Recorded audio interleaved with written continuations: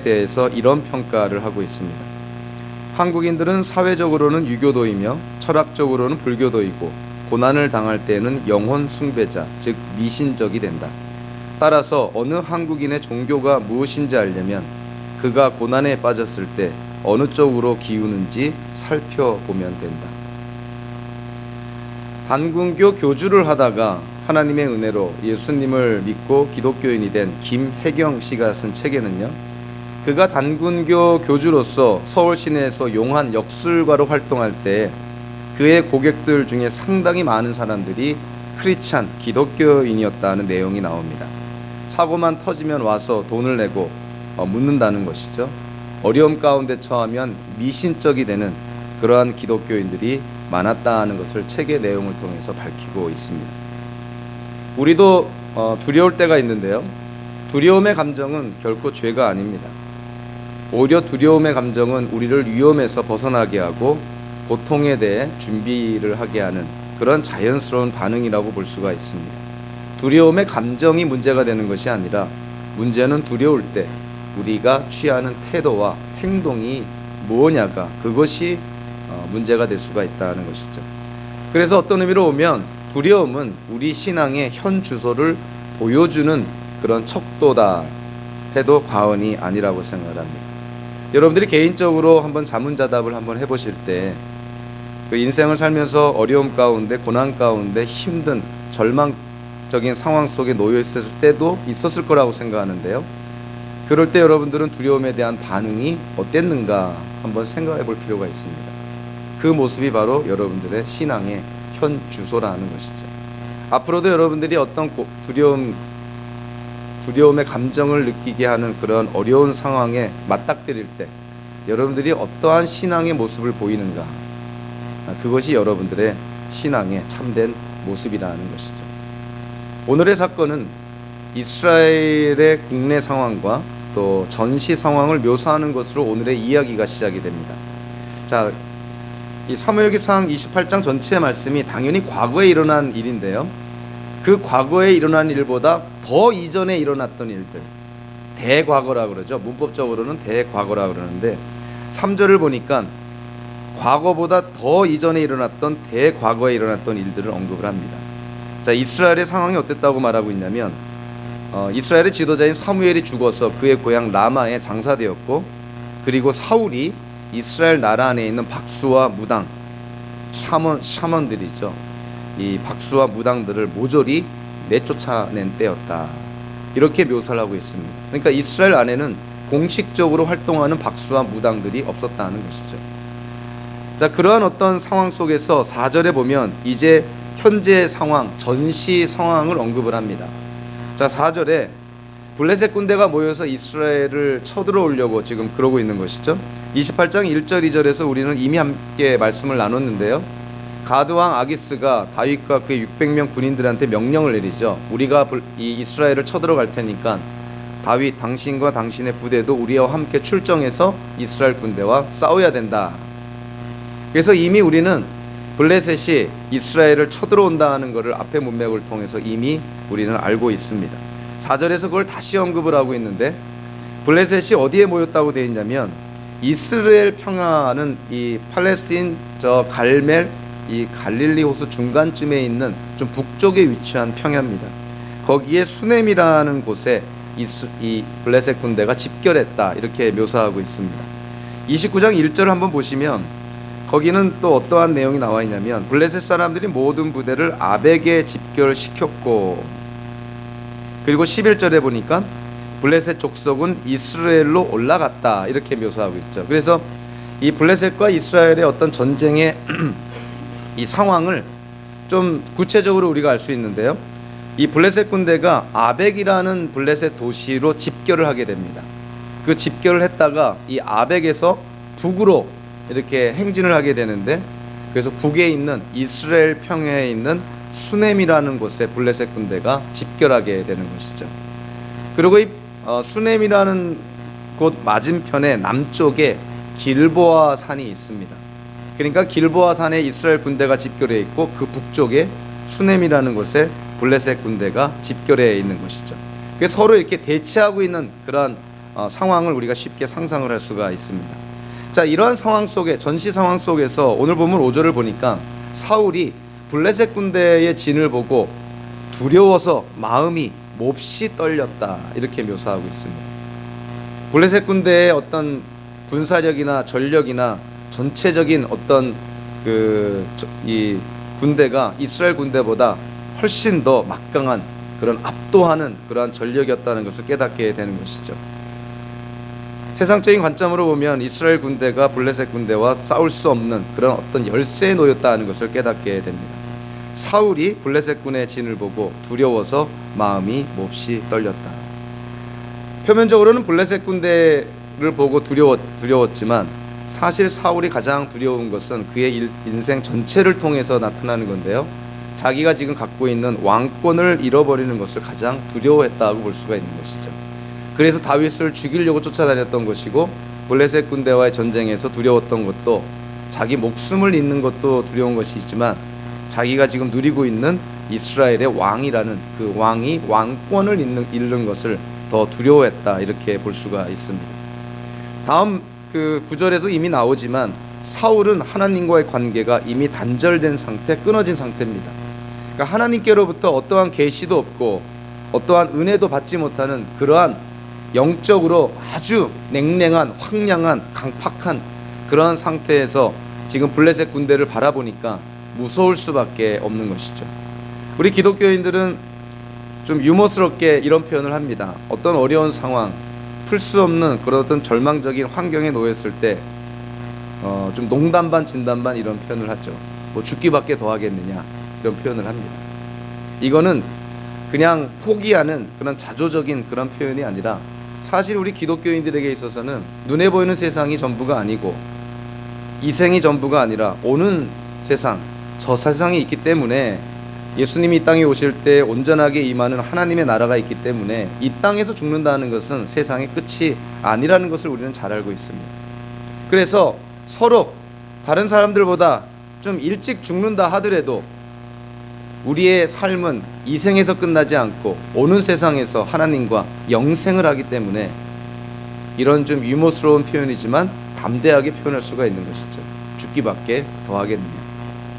사실 죽는 것보다 더 두려운 것은 없을 거라고 생각을 합니다.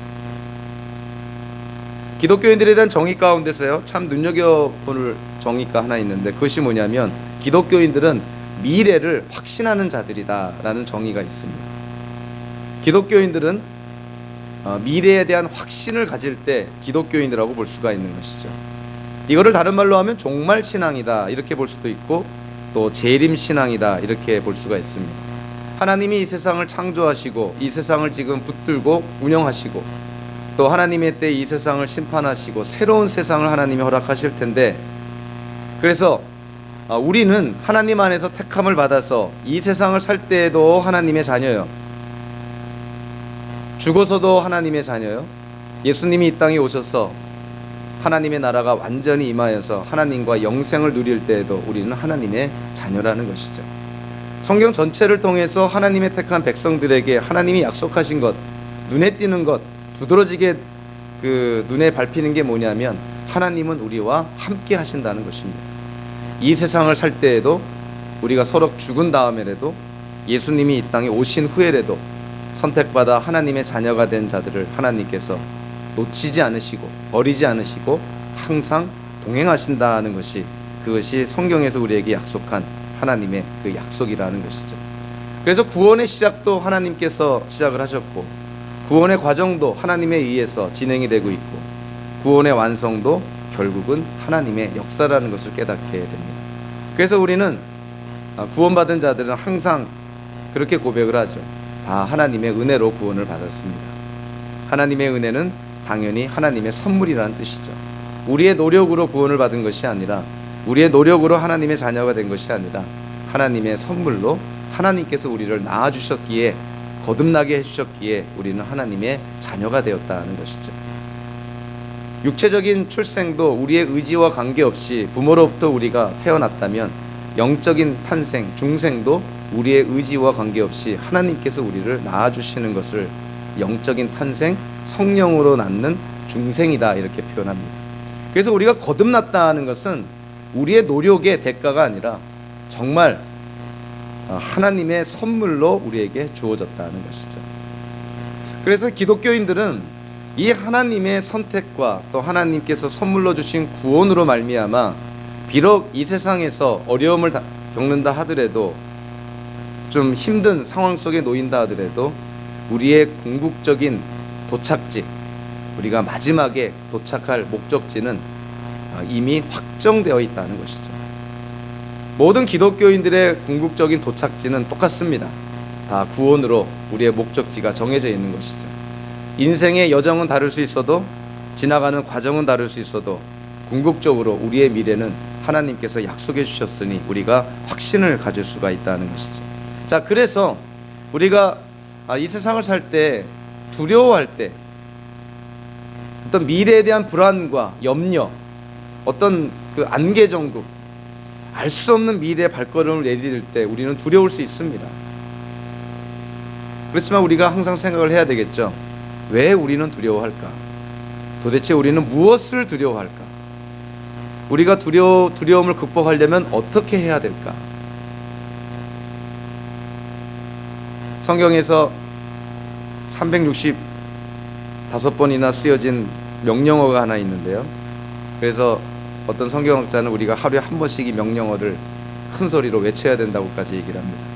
356번이나 반복해서 쓰여진 그 명령어가 뭐냐면 두려워하지 말라는 것입니다. 두려워하지 말라. 하나님께서 이스라엘 백성들에게, 초대교회 기독교인들에게, 현대를 사는 우리 기독교인들에게 지금도 하나님이 말씀하시는 것이죠. 두려워하지 말라. 미래는 하나님 손안에 있으니 두려워하지 말고 지금 현재 상황에서 주어진 여건 안에서 최선을 다하라는 것이죠. 미래는 하나님이 책임져 주신다는 것이죠. 미래가 확정되어 있다는 그런 확신을 갖고 우리가 이 땅을 살 때 담대하게 살 수가 있는 것이죠. 그럼에도 불구하고 저와 여러분들이 어떠한 두려움을 계속 갖게 된다면 그거는 결코 성경적일 수가 없는 것이고, 여러분들이 어떤 구원의 확신을 자꾸만 의심케 만드는 것이고, 이 땅을 담대하게 살아가는데 방해거리가 되는 것이죠. 무엇이 여러분들을 두렵게 만듭니까? 두려움의 대상이 도대체 뭡니까? 왜 그거를 두려워할까? 그거를 피할 것이 아니라 우리 성도라면 직면해야 됩니다. 맞닥뜨려야 된다는 것이죠. 무엇이 우리를 두려워하는가, 두렵게 만드는가. 그거를 극복할 때 저와 여러분들의 믿음과 신앙은 성숙해지는 것이죠. 믿음이 성숙해 있는, 그리고 믿음이 좋은 분들은 예외 없습니다. 어려움을 많이 겪은 사람들입니다. 그 어려움을 겪으면서 하나님에 대한 믿음과 신뢰는 더욱 굳건해져 갔던 것이죠. 그래서 고난은 표면적으로는 그 당시는 어렵고 힘들지만 우리가 만약에 고난을 극복한다면, 어떠한 시험을 우리가 극복한다면 그것은 우리에게 영적인 유익을 주는 것이라는 것을 우리가 경험적으로 깨닫게 되는 것이죠. 사울이 왜 블레셋 군대를 두려워했을까? 당연히 하나님과의 관계가 끊어져 버렸으니, 하나님께로부터 받을 은혜와 또 영적인 어떤 양식을 공급받지 못하니 사울은 두려울 수밖에 없는 것이죠. 세상에 일어나는 일들을 세상의 관점으로 바라보니까 사울은 두려웠던 것입니다. 그래서 오늘 본문 6절부터 19절까지가 오늘 본문의 몸통이다 볼 수가 있는데요. 왜 사울은 두려워했을까? 그 이유가 사실은 6절에 나와 있습니다. 6절 한 구절에 이 당시에 하나님과 사울의 관계를 아주 명백하게 우리에게 보여주고 있죠. 6절에 뭐라고 말합니까? 사울이 주님께 물었으나 주님께서는 그에게 꿈으로도 우림으로도 예언자로도 대답하여 주지 않으셨다. 하나님께서 사울의 질문, 사울이 요청하는 것에 반응하지 않으셨다는 것이죠. 한마디로 하나님이 사울을 버리셨다는 것입니다. 자, 여기서 꿈으로도 우림으로도 예언자로도 하나님이 대답하지 않으셨다. 여기에는 다 배경이 있습니다. 역사적인 배경이 있는 것이죠. 하나님께서 하나님의 택한 그런 백성들, 또 선지자들, 또 하나님의 일꾼들과 많은 경우에는 특별히 구약시대, 또 신약에도 뭐 그런 예가 나오지만 꿈을 통해서 하나님이 하나님의 뜻을 계시하는 때가 굉장히 많이 있었던 것이죠. 우리는 구약 성경에서 그거를 아주 많이 접하게 됩니다. 그런데 사울이 하나님과의 관계가 끊어져 버렸으니 꿈으로 하나님의 계시가 주어지지 않았던 것이죠. 두 번째로 우림으로도 하나님의 계시가 주어지지 않았다. 이 우림은 누가 사용하는 거냐면 제사장이 하나님의 뜻을 물을 때 사용하는 도구입니다. 근데 사울이 어떠한 만행을 저질렀나요? 노비라는 성읍, 성소가 있었던 노비라는 성읍에 살고 있던 85명의 제사장들을 사울이 다 죽이는 그러한 어떤 만행을 저지르게 되죠. 그러니까 지금 이스라엘이라는 나라 안에는 공식적으로 제사장이 없는 것입니다. 제사장이 없으니까 제사장이 사용하는 우림으로 하나님의 계시가 주어질 수가 없는 것이죠. 세 번째로, 어떻게 예언자로도 하나님의 계시가 없을까? 이스라엘의 예언자는 누구를 의미하는 거냐면 사무엘을 의미하는 것이죠. 근데 3절에서 우리가 이미 언급했지만 사무엘은 이미 죽었습니다. 사무엘이 죽었으니 예언자를 통해서 하나님의 계시가 주어지지 않은 것이죠.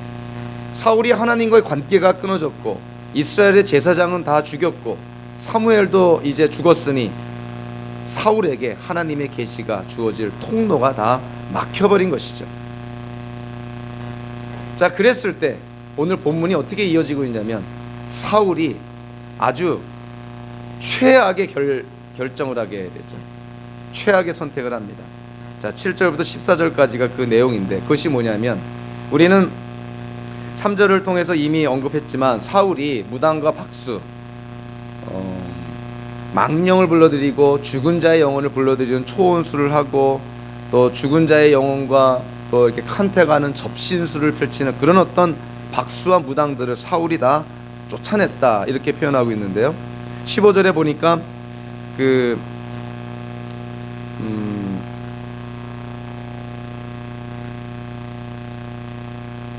9절에 보니까 그 엔돌의 그 여자 무당이 어떻게 표현하고 있냐면, 그 사울이 무당과 박수를 그냥 쫓아낸 정도가 아니라 다 잡아 죽였다, 이렇게 표현합니다. 그러니까 사울의 정책이 굉장히 엄했다는 것을 볼 수가 있겠죠. 그냥 단순히 추방시킨 것이 아니라 아마 죽이기까지도 했던 그런 걸 보게 됩니다. 사울이 자기가 명령을 내려서 다 쫓아내고 죽인 무당과 박수, 그 가운데 아직도 살아있는 영험한 여자 무당을 한 명 찾아보라는 그러한 결정을 내리게 되는 것이죠. 이스라엘의 왕으로서 무당과 박수를 이스라엘 땅에서 다 쫓아냈는데 자기가 두려우니까 누구를 찾는 거예요? 자기가 쫓아냈던 무당을 찾고 있다는 것이죠. 이거는 왕으로서 지도자로서 해서는 안 될 일을 지금 하고 있는 것입니다.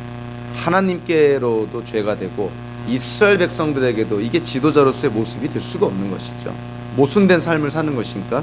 자, 그래서 7절에 보니까 신하들에게 무당을 한 명 찾으라 그랬더니 신하가 금방 찾습니다. 엔돌에 여자 무당 한 명이 있는데 망령을 불러들이는, 죽은 자의 영혼을 불러들이는 초원수를 하는 그런 무당이 있다는 걸 알려줍니다. 그래서 8절에 보니까 사울이 그의 부하들과 함께 엔돌에 있는 여자 무당을 찾아가는 장면이 나옵니다.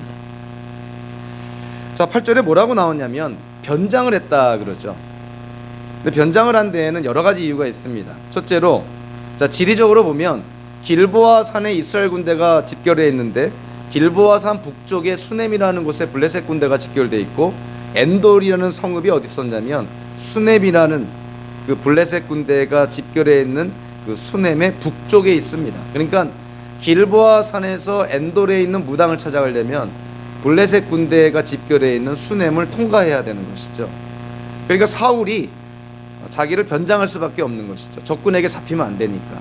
그래서 변장을 합니다. 두 번째 이유는 당연히 이스라엘 백성들의 눈을 피하기 위한 것이죠.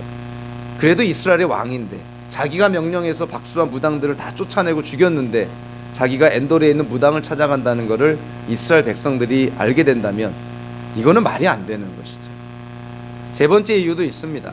엔돌의 그 여자 무당도 똑같이 반응을 하지만 사울 왕이 자기의 신분을 노출하고 무당에게 찾아가서 무엇인가를 요구한다면 그 무당이 사울의 요구를 들어줄 수가 없는 것이죠. 왜냐하면 사울이 명령해서 박수한 무당이 다 죽고 쫓겨났는데, 아니 사울 왕이 자기 신분을 노출하고 요구한 것을 여자 무당이 바보가 아닌 이상 그걸 들어줄 리가 없는 것이죠.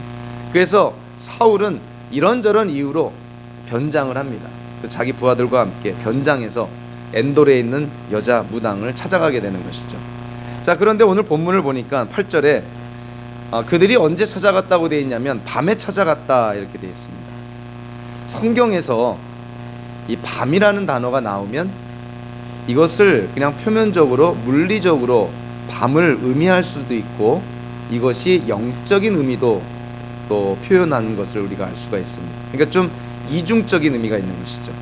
사울이 밤에 엔돌의 무당을 찾아갔다는 것은 우선적으로는 사람들의 눈을 피하겠다는 목적이 있었고요. 사무엘기 저자가 지금 이 밤이라는 이 단어를 통해서 무엇을 우리에게 간접적으로 알려주고 있냐면 사울의 영적인 상태가 지금 바닥을 치고 있다는 것이죠.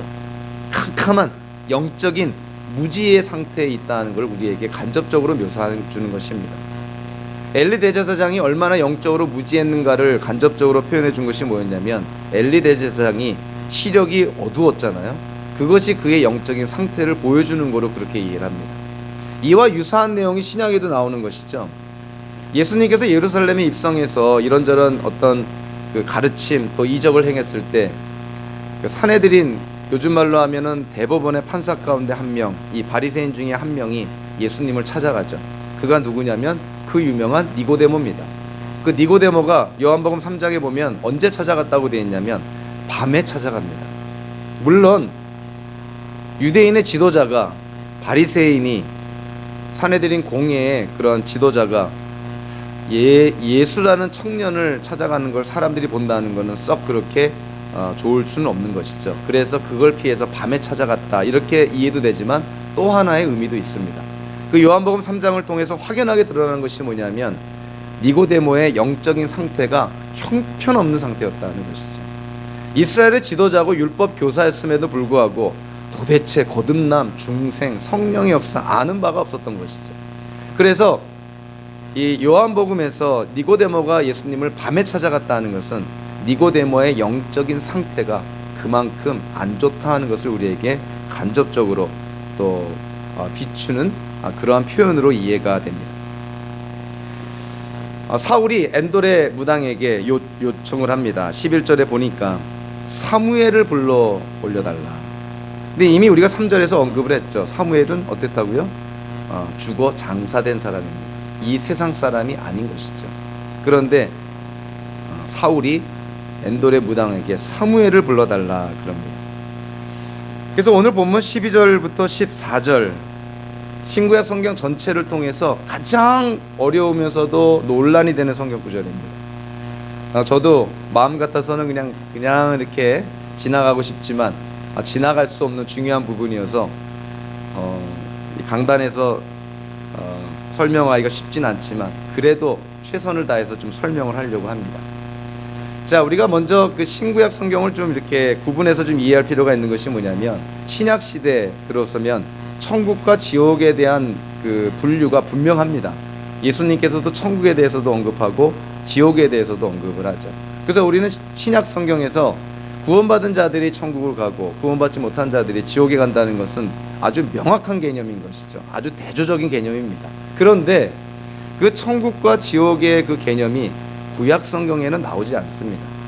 구약 성경에는 어떠한 개념만 등장하냐면 히브리어로 수올이라는 단어가 나오죠. 수올. 그 수올은 어떠한 장소를 의미하냐면 죽은 자들이 가서 머무는 장소를 수올로 이해를 합니다. 그러니까 수올이라는 장소는 구원받은 자들만 가는 장소가 아니고요. 그렇다고 해서 구원받지 못한 사람들이 가는 장소도 아니고 죽은 사람들이라면 다 가는 장소가 수올이었다는 것이죠. 그래서 구약에서는 천국 지옥 개념이 분명히 나오질 않고 죽은 자들이 가는 수올이라는 장소가 언급이 됩니다. 그리고 이제 성경을 통해서 이 수올이라는 장소가 어떻게 묘사가 되고 있냐면 일반적으로 땅 아래, 땅 속 어딘가에 위치하고 있는 것으로 그렇게 주로 묘사가 되죠. 자, 그걸 우리가 염두에 두면서 오늘 본문을 바라보면 본문을 좀 더 쉽게 이해가 됩니다. 자, 본문 12, 13, 14절을 한번 전체적으로 보면서요. 땅에서 13절 후반부 보니까 땅 속에서 영이 올라오는 것을 보고 있다. 땅 속에서 어디를 의미한다고 보겠습니까? 수올이라는 것이죠. 사무엘이 죽어 머물고 있는 수올이라는 것, 주로 땅 아래, 땅 속에 있다고 그렇게 묘사된 수올이라는 곳에 있던 사무엘의 영이 지금 다시금 이 땅에 올라오고 있다는 것입니다. 그래서 우리는 뭐 결론을 내릴 수는 없습니다. 그럼에도 불구하고 가장 많은 논란이 되는 것이 지금 땅 속에서 올라오는 이 영이 사무엘의 영이 맞는 것인지, 아니면 사무엘로 위장한 악령이나 타락한 천사나 사탄의 장난인지, 여기에 대해서 기독교 역사적으로 얼마나 많은 논란이 되고 있는지 모릅니다. 종교개혁자이죠. 마틴 루터나 장 칼뱅 같은 사람은 여기서 지금 땅 속에서 올라오고 있는 영, 나중에 사울에게 이런저런 모양으로 꾸짖고 또 사울의 미래를 얘기해주는 그 사무엘로 표현된 이것이 사탄의 장난이다, 이렇게 이해를 합니다. 세계관을 분별하라라는 저자 안점식 교수도요, 여기서 말하는 사무엘은 사무엘의 영이 아니라 타락한 천사다, 악령이다, 이렇게 이해를 합니다. 그것이 그냥 보통 우리가 이해하고 있는 부분이죠. 좀 부끄러운 얘기긴 하지만 저도 옛날에 이 본문을 처음 대할 때 사실 마틴 루터나 잔 칼뱅이나 안점식 교수처럼 사탄의 장난으로, 악령으로, 타락한 천사로 그렇게 이해를 했습니다. 자, 그런데 우리가 본문을 벗어난 우리의 지식을 갖고 본문을 해석을 하면 본문에서 말씀하는 내용을 왜곡할 가능성이 있습니다. 그래서 우리가 이 본문에 충실해서 한번 이 땅 속에서 올라온 영이 정말 사무엘의 영인지 아니면 사탄의 장난인지 우리가 한번 찾아보자는 것이죠. 본문은 과연 어떻게 얘기하고 있는가. 그래서 한 5가지를 제가 좀 찾아봤습니다. 5가지가 사실은 결론적으로 뭐를 지지하고 있냐면, 여기서 말하는 땅 속에서 올라온 영은 진짜 사무엘의 영이라는 것이에요. 자, 첫 번째 증거가 뭐냐면 12절에 보니까 그 여인은, 즉 엔돌의 무당이죠, 그 여인은 사무엘이 올라온 것을 보고, 이렇게 묘사합니다. 그 여인은 사무엘이 올라온 것을 보고, 지금 땅 속에서 한 영이, 히브리어로는 신이라는 표현인데요, 한 영이 이렇게 올라오는 것을 보고 사무엘기 저자가 그를 뭐라고 지칭한 거예요? 사무엘이라고 지칭한 거예요. 아주 명시하고 있는 거예요. 여기에는 뭐 이런저런 애매한 표현이 아닙니다. 땅에서 올라오는 그 영이 사무엘이라는 거예요. 그거를 사무엘기 저자가 12절에서 아주 분명하게 명시를 하죠. 두 번째 증거가 뭐냐면 12절에 보니까 그 엔돌의 무당이 사무엘이 올라온 것을 보고 놀라서 큰 소리를 질렀다. 자, 엔돌의 무당이라 그러면 어떠한 사람이냐면 평생 무당짓을 한 사람이에요. 죽은 사람이 영혼을 어쩌고저쩌고 해가지고 대신 대화도 해주고 어떻게 했는지 모르겠지만 하여간 죽은 사람이 영혼 가지고 장사한 사람입니다. 그런데 그 12절에 어떠한 묘사가 나오죠? 놀라서 큰 소리를 질렀다. 그러니까 이게 뭘 의미하는 거냐면 이 엔돌의 무당도 여태껏 경험해보지 못한 하나의 특별한 현상을 지금 목격하고 있다는 거예요.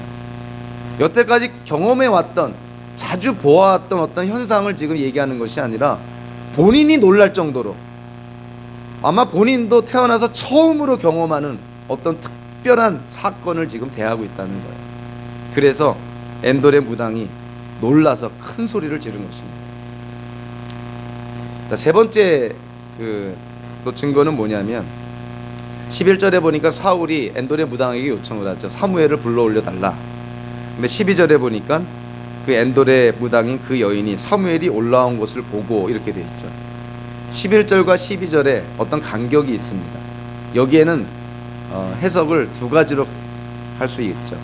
이 엔돌의 무당이 어떤 주술 행위를 통해서 또는 주문을 통해서 수월에 있는 사무엘의 영을 불러 올렸다, 이런 해석도 가능하고, 아니면 이 성경 본문을 있는 그대로 우리가 바라보면 엔돌의 이 여자 무당이 어떠한 주술 행위나 주문 행위를 하지 않습니다. 사울이 그냥 사무엘을 불러 올려달라 그 요청을 했을 때 사무엘이 수월에서 올라온 거예요.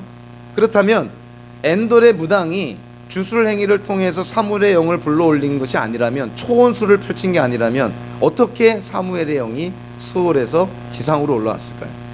그거는 하나님의 역사라고밖에는 설명이 안 된다는 것이죠.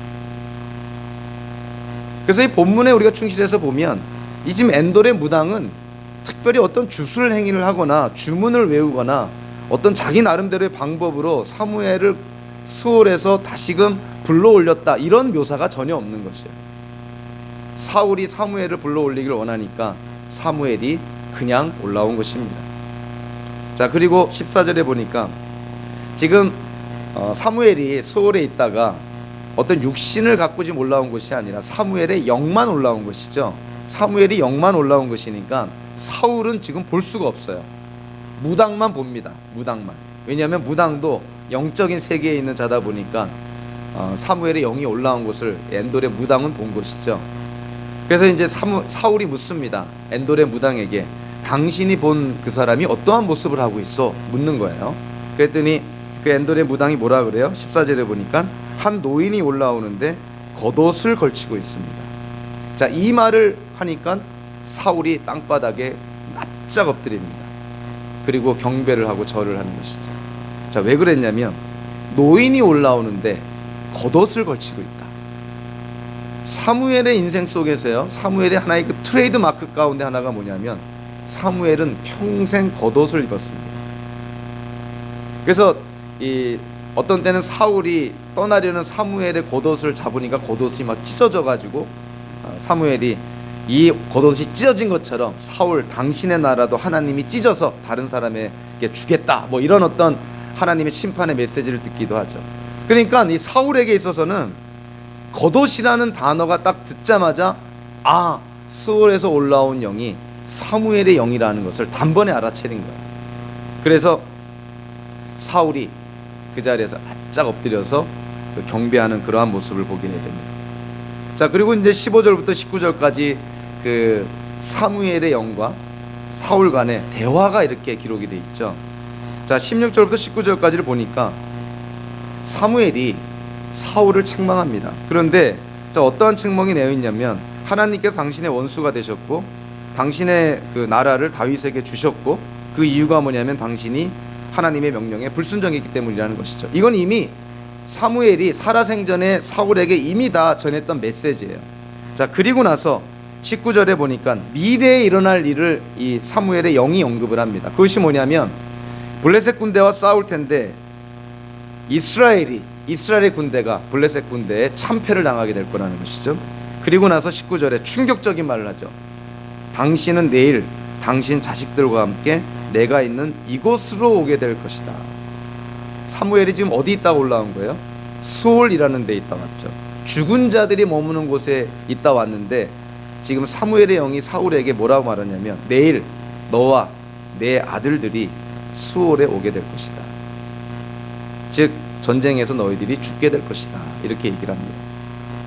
실제적으로 사무엘기상 31장에 보니까 길보아 산에서 이 블레셋 군대와 이스라엘 군대가 전쟁을 벌이게 되는데 그때 사울을 포함하여서 사울의 세 아들 요나단, 아비나답, 말기수아가 다 죽게 됩니다.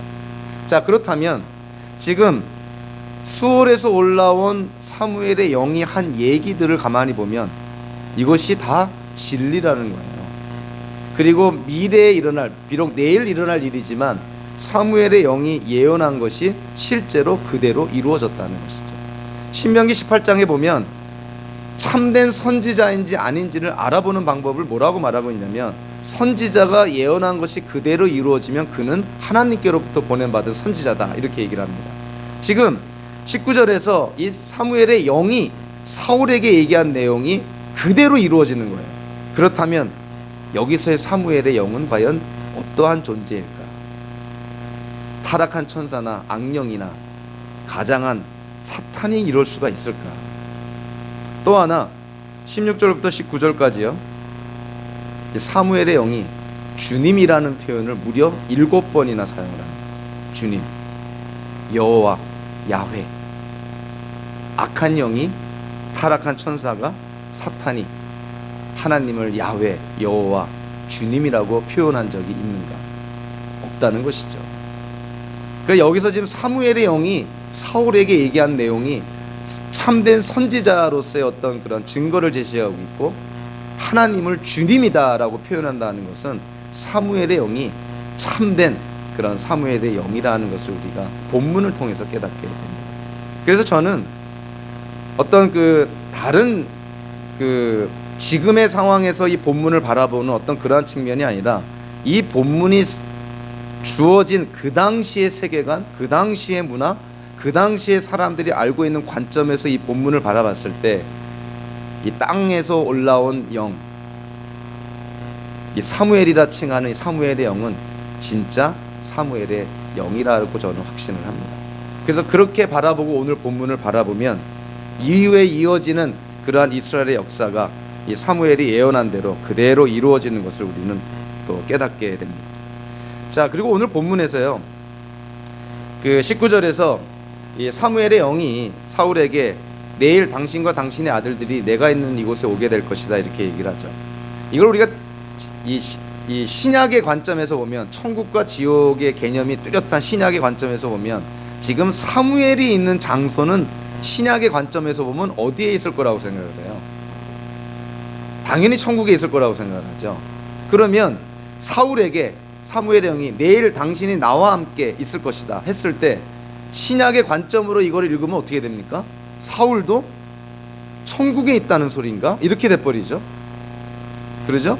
그러니까 이 본문을 신약의 관점으로 바라보면 안 되고 구약의 관점에서 바라봐야 되죠. 그러니까 천국과 지옥의 개념이 뚜렷한 신약의 관점이 아니라 구약에서는 어떠한 관점으로 바라봐야 된다고요? 수올의 관점입니다. 모든 죽은 사람들이 가는 장소, 수올이라는 관점에서 이 본문을 바라봐야 돼요. 그래서 사무엘도 수올에 있고 사울과 그의 아들들도 내일 수올에 오게 될 것이다 하는 것이죠. 그래서 수올이라는 장소는 천국이나 지옥을 의미하는 것이 아니라 죽은 자들이 가서 머무는 장소가 수올이라는 장소입니다. 그래서 이런 어떤 수올이라는 개념을 우리가 알고 성경을 바라보면 아주 중요한 그러한 어떤 또 신학적인 교리를 우리가 조금 분별할 수 있습니다. 아마 여러분들도 나름대로 다 그 자기 나름대로의 어떤 생각을 갖고 있을 텐데요. 유산을 한 경우 또는 사산을 한 경우 또는 사리분별을 하지 못한 아주 어릴 때 죽은 그 어린 아기들, 과연 이 아기들의 영혼은 구원을 받았을까요? 못 받았을까요? 여러분들은 어떻게 생각하십니까? 아마 개인적으로 물어보면 저마다 답이 다를 거라고 생각을 하는데, 유산을 하거나 사산을 하거나 뭐 세상의 빛을 보지 못하고 죽은 아기들도 있고, 태어나서 얼마 되지 않아서 뭐 죄를 지을 기회조차 없는 그러한 그 갓난아기 때 죽은 아기들, 그 아기들은 과연 구원을 받았을까? 아니면 못 받았을까? 여기에 대해서도 사실은 기독교계 안에서도 굉장히 뜨거운 감자죠. 논란의 그런 대상이기도 하죠. 대개 두 부류로 나눕니다. 아담과 하와가 지은 그 원죄의 결과로 모든 인류가 죄 가운데 태어나기 때문에 아기들도 예외는 아니라는 것이죠. 갓난아기도 다 죄인으로 태어나기 때문에 그 아기가 구원을 받을지 안 받을지는 우리는 알 수 없고 그건 하나님께 속해 있던 것이다. 하나님의 주권이라는 것이죠. 그런데 또 다른 부류의 사람들은요, 갓난아기들이 뭔 죄가 있다고 그들은 다 구원 받았을 것이다 이렇게 생각하는 사람들이 있습니다.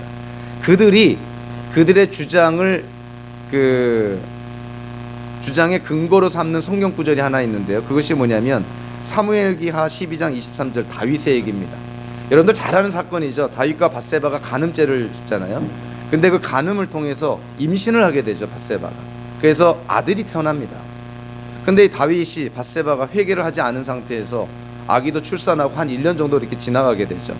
하나님이 징계를 내려서 다윗과 밧세바가 낳은 아들을 죽게 하죠. 그래서 아들이 죽습니다. 아들이 막 죽을 병에 걸려서 시름시름 앓고 있으니까 이 다윗이 금식을 하면서 하나님께 살려달라 그럽니다. 근데 아들이 죽었다는 소식을 들으니까 다윗이 금식을 안 합니다. 그러면서 사무엘기하 12장 23절에서 이렇게 말합니다. 그러나 이제는 그 아이가 죽었는데 무엇 때문에 내가 계속 금식하겠어? 내가 그를 다시 돌아오게 할 수가 있겠어? 나는 그에게로 갈 수 있지만 그는 나에게로 올 수가 없어. 다윗이 뭐라고 말하고 있냐면, 나는 죽은 그 아기에게로 갈 수 있지만 그 아기는 나에게 올 수 없다, 이런 표현을 합니다. 그래서 이거를요, 이 모든 갓난아기들, 어릴 때 뭐 사산이든 유산이든 갓난아기 때 죽은 아기들이 다 구원받았다고 주장하는 사람들은 이 성경 구절을 근거로 삼습니다. 다윗이 갈 수 있는 곳이 어딜까? 그거는 천국이 아니겠느냐? 그러니까 그 다윗과 밧세바 사이에 나온 불륜의 자식이지만 다윗과 밧세바 사이에 낳은 그 갓난아기가 죽어서 간 곳이 바로 천국이라는 거예요. 그래서 모든 갓난아기들, 모든 어릴 때 죽은 아기들은 다 구원받았다 이렇게 주장을 합니다. 그것도 잘못된 해석이죠. 그것도 신약의 관점에서 바라보니까 다윗이 죽어서 가는 곳이 천국이라고 생각하니까 아기가 천국에 있다고 생각하는 것이지, 구약의 스월의 개념으로 바라보면, 죽은 사람들이 다 가는 장소가 스월이라는 개념으로 바라보면 다윗이 가는 곳이 다 구원받은 자들이 가는 곳은 아닌 것이죠. 그러니까 이 사무엘기 12장 23절 다윗의 이 말을 통해서 어릴 때 죽은 아기들 또는 빛을 보지 못하고 죽은 아기들이 다 구원받았다는 주장은 근거가 없다는 거예요. 그러니까 이 성경 구절은 근거가 되지 못한다는 것이죠.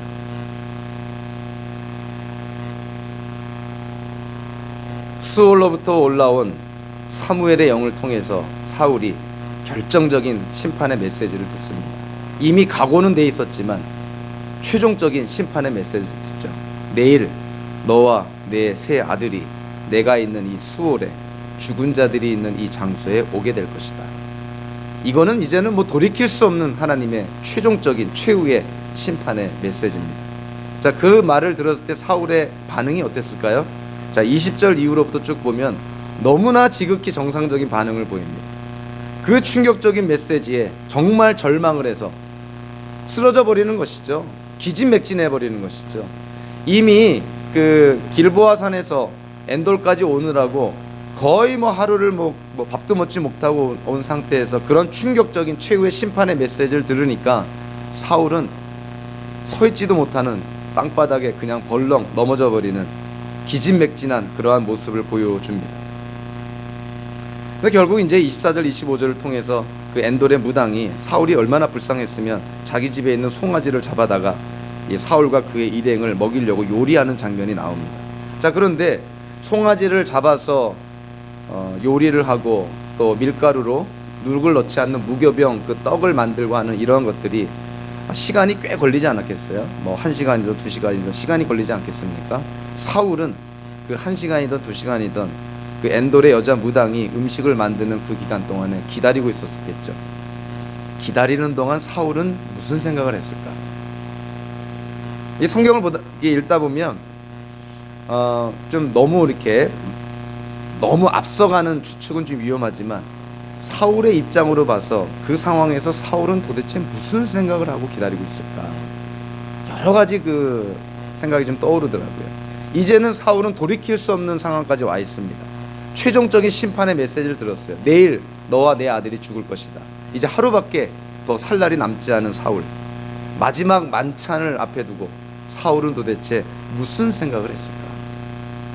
그래서 어떤 성경학자는 사울이 자기의 인생의 끝이 다가왔음을 미리 예감을 하고 엔돌의 무당을 통해서 사무엘을 만나고 싶어 했다. 왜냐하면 자기의 죽음을 미리 준비하고자 하는 행위가 아니었나, 이렇게 이해하는 학자들이 있습니다. 상당히 일리가 있다고 생각합니다. 사울의 인생 속에서 가장 큰 영향력을 끼친 사람이 과연 누구였을까 생각하면 역시 사무엘이죠. 물론 나중에 사무엘과 사울의 관계가 굉장히 안 좋아져서 사울이 막 하나님께 불순종할 때 사무엘은 다시는 살아생전에 사울을 보지 않겠다고 이렇게 어떻게 보면은 관계를 끊어버리는 그러한 단계까지 와버리게 되죠. 그럼에도 불구하고 사울은 그의 인생 속에서 가장 기억에 남는 사람은 사무엘이었을 것입니다. 그래서 사울이 죽기 전에 보고 싶은 사람이 누구였을까 생각하면 당연히 사무엘이었겠죠. 그래서 이 많은 성경학자들이 이 사울이 사무엘을 찾아온 것은 아마 자기의 죽음을 준비한 것이 아닌가, 이렇게 이해를 합니다. 음식을 기다리면서 사울은 무슨 생각을 했을까? 아마도 처음에 사무엘을 만났던 장면이 떠올랐을 거라고 생각합니다. 사무엘이 준비한 그 만찬을 함께 했던 생각, 기억이 떠올랐겠죠. 밤이 새도록 다락방에서 사무엘과 대화했던 것들 기억이 나겠죠. 사무엘로부터 기름 부음 받아서 이스라엘의 최초의 왕으로 세워질 때가 기억이 나겠죠. 어찌 보면은 사울은 자기의 인생을 지금 마무리하려고 사무엘을 찾아온 것이 아닌가, 이렇게 이해가 됩니다. 자, 그럼에도 불구하고요, 사울의 이런 인생의 마지막 장면을 보면서 너무나 안타까운 것은 이때라도, 지금에라도 왜 하나님을 좀 더 적극적으로 찾지 않을까? 인생의 마지막을 앞두고 왜 하나님을 찾지 않고 사무엘을 찾을까? 그런 아쉬움이 있는 거예요. 사울이 하나님을 찾았다면 어떻게 됐을까? 어찌 보면 이러한 상황에서 사울이 보여준 모습이 사울의 진짜 모습입니다. 여러분들, 사울이 왕으로 있을 때요, 사울은 자기의 입을 통해서 하나님, 주님, 여호와, 야훼 이런 표현들을 많이 했습니다. 그렇지만 그의 세계관이나 그의 행동은 전혀 하나님이 없는 사람처럼 살았던 것을 우리가 알 수가 있죠. 그러니까 입으로는 유신론자였지만 행동으로, 생활로는 무신론자의 삶을 살았던 것이 바로 이 사울이었다는 것이죠. 그래서 사울은 겉으로는 훌륭한 이스라엘의 왕이고 하나님의 그런 백성이었지만 실질적으로는 하나님을 인정하지 않는 무신론자, 하나님께로부터 버림받은 자였다는 것을 우리는 사울의 인생을 통해서 깨닫게 됩니다. 사도 바울이 디도서 1장 16절에서 크레타 사람들에 대해서 이렇게 묘사합니다. 그들은 입으로는 하나님을 안다고 말하지만 행동으로는 부인하고 있다.